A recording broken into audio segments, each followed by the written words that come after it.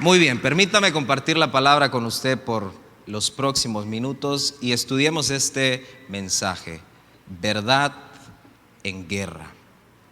Diga conmigo, verdad en guerra. Y quiero mostrarle una imagen en pantalla. Quiero mostrarle esta imagen en pantalla. Mire, esta imagen que usted ve aquí es la Biblia en un gráfico. Es la Biblia en un gráfico, es un mapa de la Biblia y sus más de 63.700 referencias cruzadas a lo largo de toda la Biblia. Elaborado por Chris Harrison, un informático y profesor de universidad, quien en apoyo de otros hermanos y amigos y profesionales recopilaron todas las referencias cruzadas en la Escritura y las plasmaron en un mapa, en un gráfico. Y mire, es impresionante, todas las líneas en blanco que usted ve en la parte de abajo son los pasajes bíblicos desde Génesis hasta Apocalipsis. Y su altura depende de lo extenso que es el pasaje, por eso a la mitad encuentra el Salmo 119, el más extenso. Ahora, todas las líneas curvas que usted encuentra son las referencias que hay en toda la Biblia, desde Génesis hasta Apocalipsis. Y es maravilloso, sabe que la Escritura tiene una correlación y tiene una unión de principio a fin. Lo que nos está diciendo esta imagen es que la palabra de Dios tiene unidad de principio a fin. En un periodo de 1500 años, 40 autores, 3 idiomas, y la Escritura de principio a fin está unida.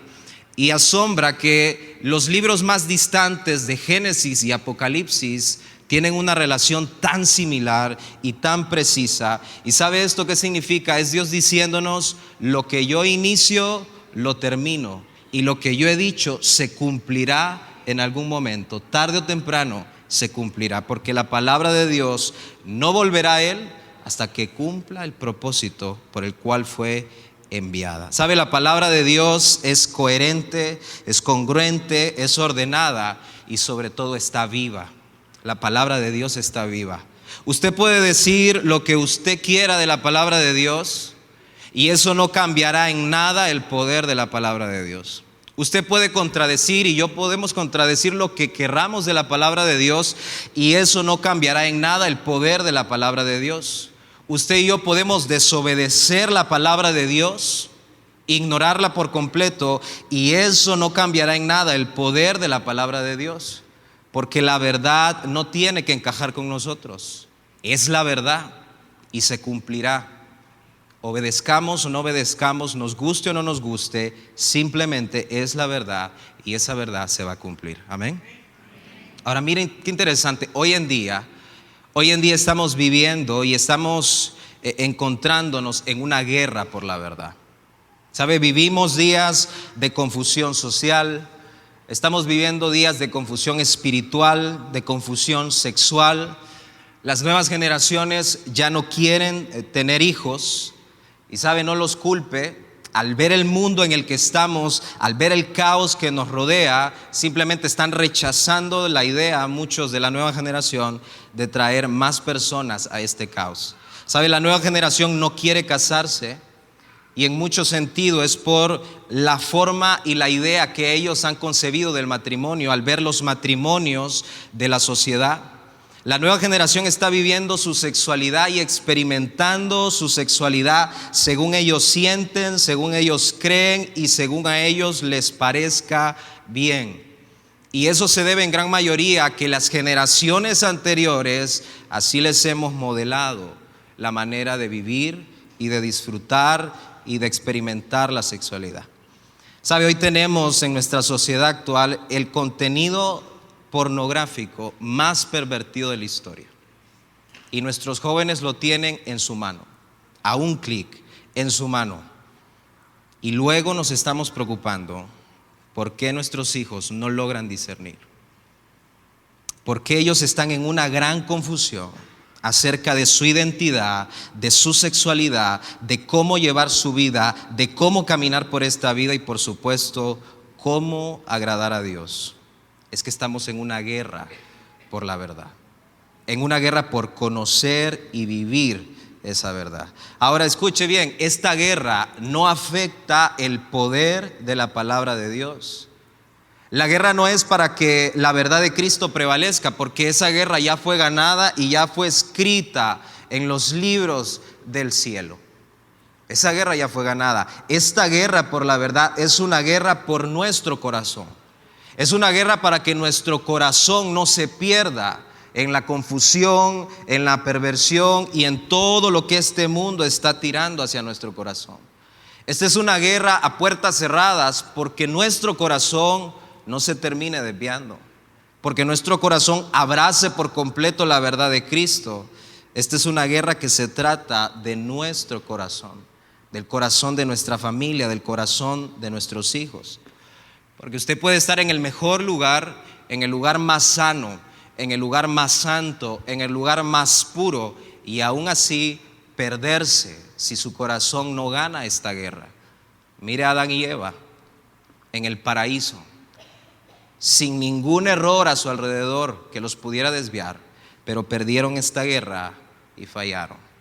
Mira a Satanás en el mismo cielo y pecó, porque no ganaron esta guerra por la verdad. Ahora usted puede estar en el peor lugar, en el lugar más sucio, en el lugar más profano, en el lugar más arruinado, más contaminado, y ganar esta guerra en su corazón si usted se dispone a defender esa verdad en su corazón. Mira a Daniel en Babilonia. Le quitaron todo, le quitaron su nombre, su cultura, su familia, pero él dijo: a mi Dios no me lo van a quitar. Y dice la Escritura: porque propuso en su corazón no contaminarse. Mira a José, mira a Noé, mira a Jesús en los peores lugares, pero ganaron la guerra por la verdad en su corazón. Así que tenemos una guerra, y es una guerra por la verdad de Cristo en nuestro corazón. Amén. Y tenemos que ganarla. Con eso en mente, respondamos esta pregunta: ¿por qué debemos librar esta guerra? 3 razones del por qué debemos librar esta guerra. Mira, en primer lugar, porque toda una generación lo demandará. ¿Por qué debemos librar esta guerra? En primer lugar, porque toda una generación lo demandará. ¿Sabe? Debemos predicar la verdad de Cristo y ganar esta guerra en nuestro corazón, en nuestra familia, a nuestro alrededor, no solo por nosotros, sino por los que vienen después de nosotros, por los que vienen después de usted. Usted y yo debemos levantar la bandera de Cristo allí con los nuestros, para que la siguiente generación pueda ver esa verdad, pueda encontrar esa verdad y dejar que la verdad de Cristo comience a trabajar en el corazón de los que vengan después de nosotros. ¿Sabe? Nosotros podemos orar mucho como iglesia que el reino de Dios venga a esta tierra, y podemos clamar que el reino de Dios venga, pero no va a pasar nada si nosotros nos conformamos a una religión vacía que carece de práctica, de vida. Y si en casa no logran ver esa vida y la siguiente generación no logra ver esa vida, ¿sabe? No ocurrirá nada. Porque la fe no es una cosa mística, es algo práctico, es algo que se vive. Y entonces el reino de Dios responde. ¿Sabe? Estamos viendo una generación que está pidiendo a gritos discernimiento para vivir. Y hoy más que nunca necesitamos modelos a seguir. Modelos a seguir, hombres y mujeres dignos de ser imitados. No perfectos, pero sí dignos de ser imitados. ¿Y sabe quiénes son esos modelos? ¿Sabe quiénes son? La Biblia nos dice: papá y mamá. Papá y mamá. No son los pastores, no son los líderes de la iglesia, no son músicos cristianos, no, son papá y mamá. Hombres y mujeres dignos de ser imitados, no perfectos, pero sí dignos de ser imitados. Mire que Dios entregó en primer lugar la instrucción de esta guerra por la verdad y de enseñar la verdad y de librar esta guerra no a los líderes del pueblo de Israel, no a los sacerdotes, ellos estaban en un segundo plano, pero en primer lugar la instrucción se la dio a los padres. Quiero que vea qué dice Deuteronomio 6, versículos 6 al 9. Vaya conmigo a Deuteronomio 6, del 6 al 9. Es el Señor quien está transmitiendo la cultura familiar hebrea. Es la cultura familiar en la que él deseaba que su pueblo caminara. Y mire cómo está diciendo en Deuteronomio 6, del 6 al 9. Grábate en el corazón estas palabras que hoy te mando. Incúlcaselas continuamente a tus hijos. Háblales de ellas cuando estés en tu casa y cuando vayas por el camino, cuando te acuestes y cuando te levantes. Versículo 8. Átalas a tus manos como un signo, llévalas en tu frente como una marca y escríbelas en los postes de tu casa y en los portones de tu ciudad. Note lo que el Señor está diciendo: grábate, incúlcalas, háblales, átalas, llévalas, escríbelas. Note las acciones, note cómo Dios es reiterativo. Pocas veces en la Biblia usted encontrará que Dios está siendo tan reiterativo acerca de algo. Y es que Él está hablando de su verdad. Ahora quiero que note el orden: dónde debían grabarlas, dónde debían inculcarlas, dónde debían hablarlas, dónde tenían que atarlas, dónde tenían que llevarlas y escribirlas. Grábalas en tu corazón, incúlcalas a tus hijos, háblalas en casa, átalas en tu mano, llévalas en tu frente, escríbelas en tu casa. Hay un orden aquí coherente. Del corazón tuyo, está diciendo Dios, llegará a tus hijos. Es del corazón a los hijos, y de tu casa llegará a la ciudad. ¿Sabe el núcleo de la sociedad cuál es? Es el hogar, es la familia. Y es lo que está diciendo Dios: del corazón a tus hijos y de tu casa a la ciudad. Ese es el orden, está diciendo Dios. ¿Sabe? Él estaba entregando por completo la instrucción de librar esta guerra por la verdad. Y es interesante que no se la entregó a los pastores ni sacerdotes. Se lo dio a papá y a mamá en casa. ¿Sabe? Esta guerra por la verdad inicia a puertas cerradas. Ahí en casa, ahí adentro, ahí con sus hijos. ¿Sabe? Sus hijos no serán tan impactados por lo que diga un pastor en un púlpito como serán impactados por lo que usted les diga en casa, por lo que usted les ministre, por lo que usted les enseñe. ¿Sabe? Por más ungido que sea un hombre de Dios, jamás se va a igualar a esa oración de una madre, a esa oración ferviente de un padre, porque la fe no es una cosa mística, es algo práctico, es algo que se vive, es algo que se decide. Amén. Los veo asustados a ustedes esta mañana. Me preocupa. ¿Sabe? Nuestra generación necesita la iglesia ahí en casa. Necesitan verla ahí en casa. La estadística no miente. Estamos viendo un éxodo masivo de la nueva generación salir de las iglesias. ¿Y sabe por qué es? Por un escepticismo. Porque no creen lo que ven en la iglesia y lo que se ve en casa. Ese es el resultado. Entonces están abandonando las iglesias. ¿Sabe? Hoy más que nunca necesitamos modelos a seguir, modelos dignos de ser imitados. Amén. Y ese modelo es papá y mamá. Usted es un modelo para sus hijos. Así lo dice el Señor. ¿Lo cree? Amén. Denle un aplauso al Señor si usted cree eso. Mire qué interesante. Hechos 13:36. En verdad, David, después de servir a su propia generación conforme al propósito de Dios, murió, fue sepultado con sus antepasados y su cuerpo sufrió la corrupción.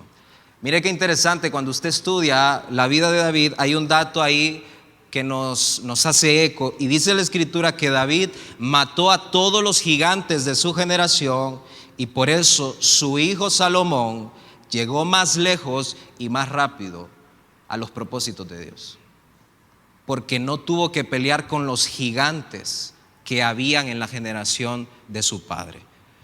Eso es es una analogía espiritual también. Un padre que peleó con los gigantes de su generación permitió entonces que su hijo llegara más lejos y más rápido.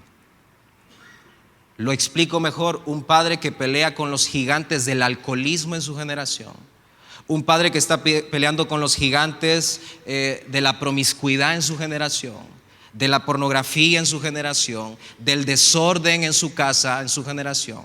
Al ganar esa guerra, permite entonces que sus hijos lleguen más lejos y más rápido, porque ya no tienen que librar esas batallas. ¿Se entiende lo que la Biblia nos está diciendo?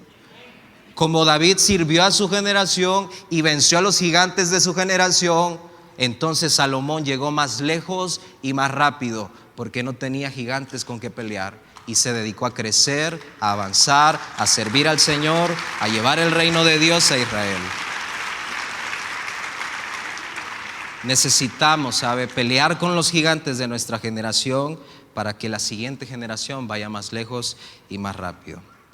Cuando mi hermano y yo éramos muy pequeños, le voy a dar un chisme santo.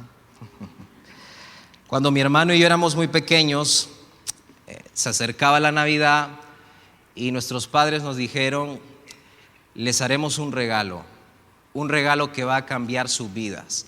¡Wow! Imagínense. Dígale eso a un niño. ¡Wow! Yo me imaginé un Mercedes. Yo me imaginé una Play. Acababa de salir la PlayStation en ese entonces. Imagínese usted, de todo. Mi hermano no dormía en las noches imaginando qué le iban a dar. Llega el 24 de diciembre, emocionados, bajamos al árbol y encontramos, adivine qué encontramos. ¿Qué encontramos? ¿Qué encontramos? Una Biblia. Yo me desilusioné. No eran las llaves del Mercedes, no era la Play, era una Biblia. Y por supuesto un niño, usted entiende, ¿verdad?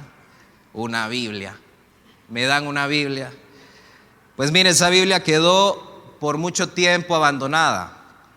Pero luego a mis 15, a mis 16 años, cuando Satanás comenzó a tocar las puertas de mi vida para arrastrarme, esa Biblia, fue mi refugio. Y comencé a devorarla, y comencé a abrazarla, y comencé a volcarme hacia ella. Y entendí que alguien había peleado una guerra por mí antes y me facilitó el camino. Necesitamos pelear por la siguiente generación. Amén. Amén. ¿Por qué debemos librar esta guerra? En segundo lugar, mire, porque el mundo lo demandará. Primero lo demandará toda una generación, pero también, escuche, el mundo lo demandará. Porque Dios está tratando con el mundo. Dios está tratando con el mundo antes de que llegue el juicio. Eso es bíblico.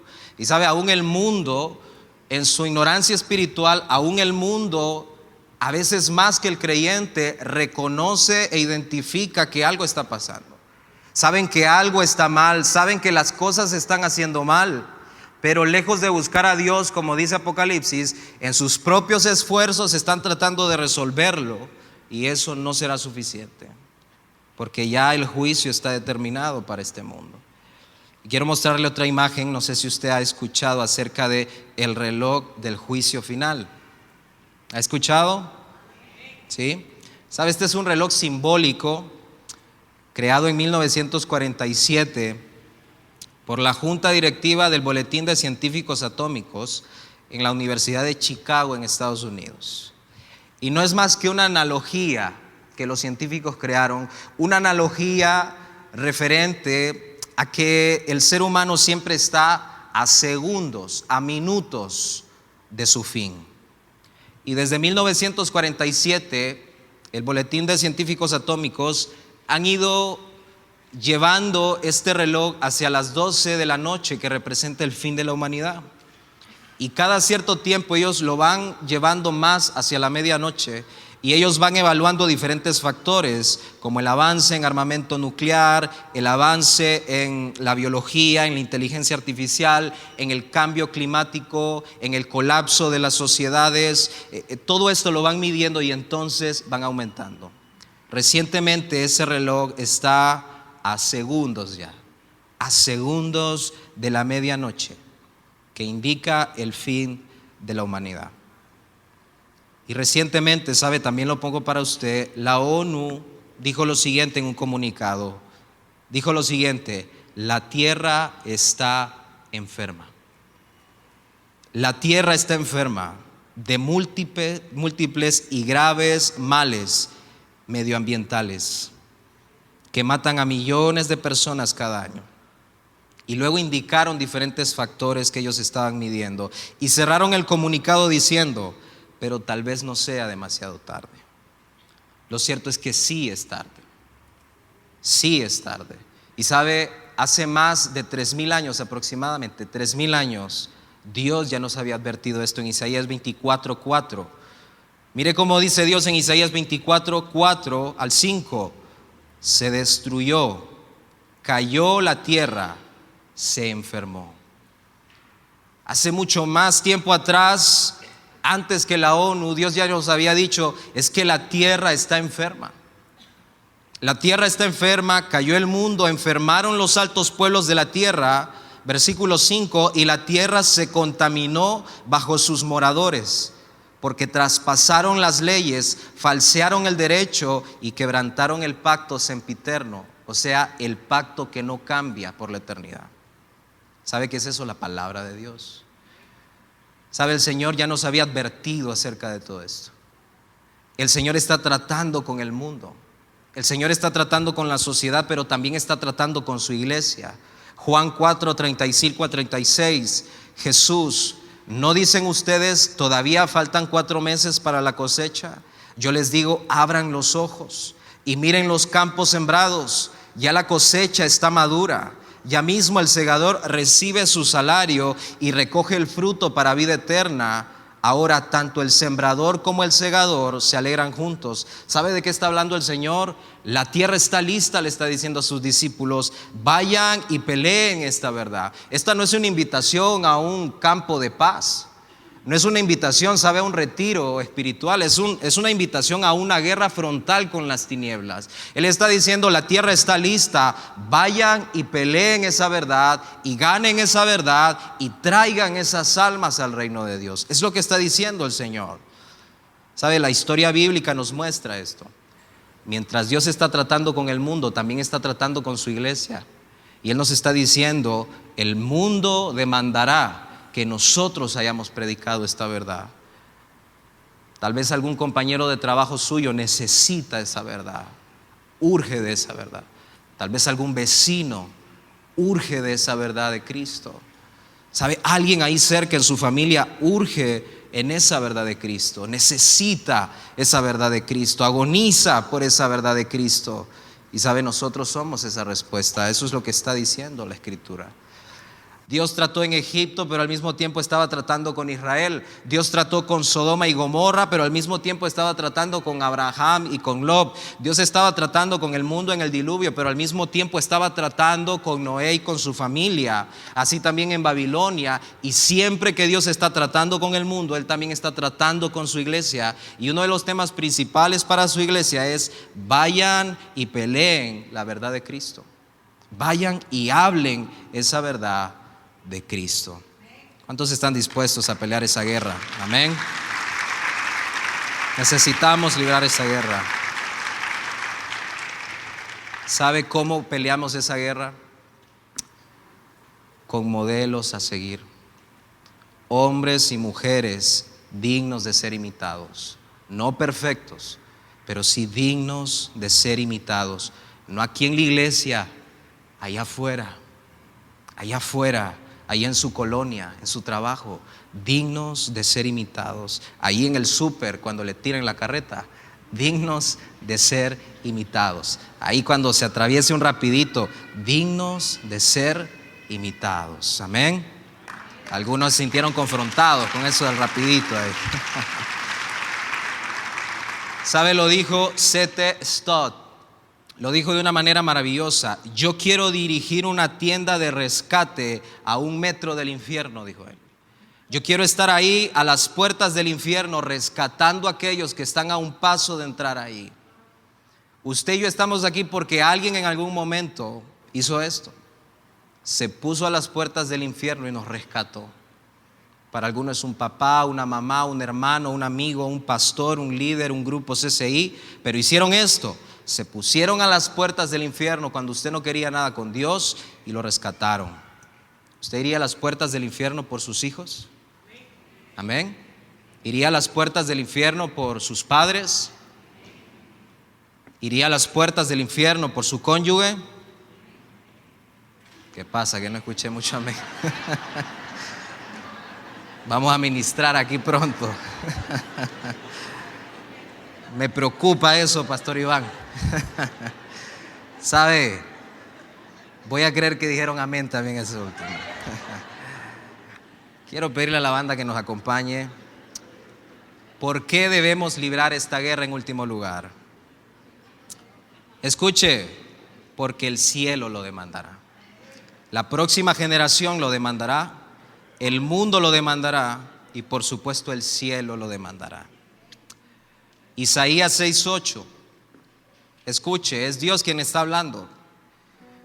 Entonces dice: oí la voz del Señor que decía: ¿a quién enviaré?